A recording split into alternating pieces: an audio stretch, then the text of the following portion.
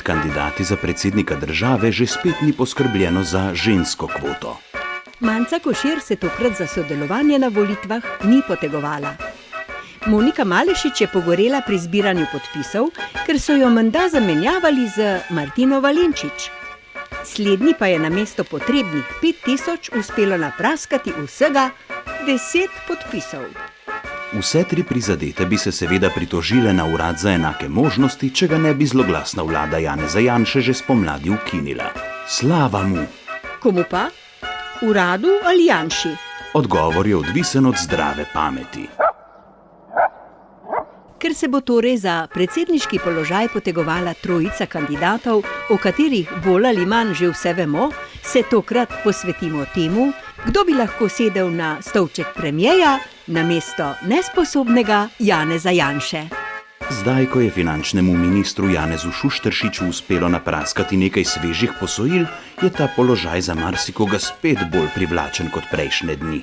Prvak opozicije Zoran Janković je Janši v brk, ki ga nima, zabrusil.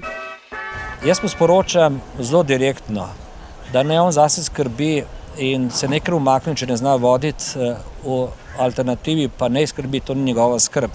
Sindikalist Branimir Štrukelj pa se je zavzel za nič manj kot nove volitve. Po moji presoji, če me že ravno sprašujete, je ta vlada, ki nima nobene kredibilnosti, slaba rešitev.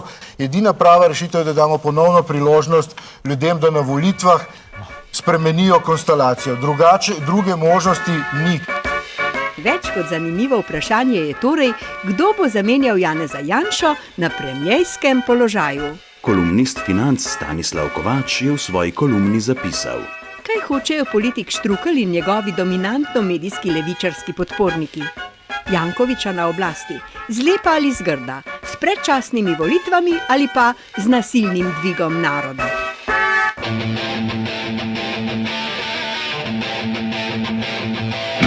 Na podstrešju pa nam je uspelo izvedeti, da ima Pozitivna Slovenija v rokavu še enega asa. Nov obraz. Človeka, ki ga za razliko od Boruta Pahorja in Janeza Janše sploh ne zanima, koliko je ura. 5 do 12 kaže ura. No, medtem ko Borut Pahor meni, da ura kaže 5 do 12, je Janez Janša prepričan. Ura je 12.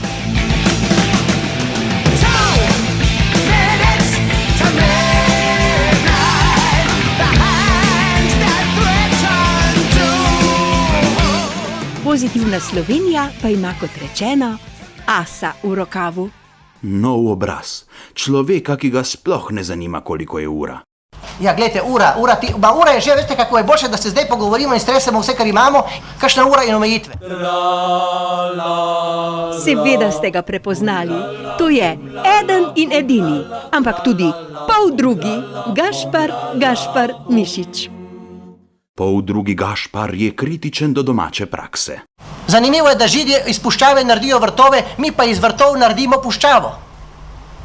To naredimo mi.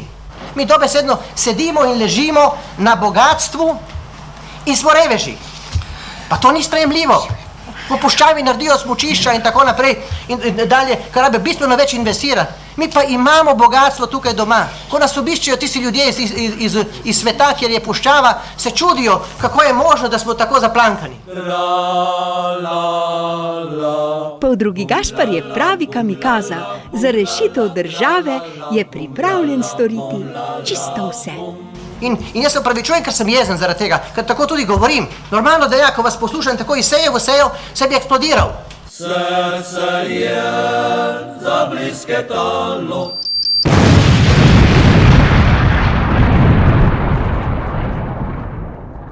Poldrugi Gašpar ima izdelan razvojni program. Jaz sem za razvoj vseh nas, levih, desnih, srednjih, notranjih, zunanjih. Skratka, domovina je rešena. Edina ovira je zlobni in zakrknen Janez Janša, ki se noče umakniti edinemu, ki nas lahko očisti vseh zmot in zablod. Gašparju Mišiču. Ti, a veš, da ga nekateri že kličejo kar Mr. Muskolo? Mr. Muscle, you're a good man to wake up to. Mr. Mišič loves the jobs you hate.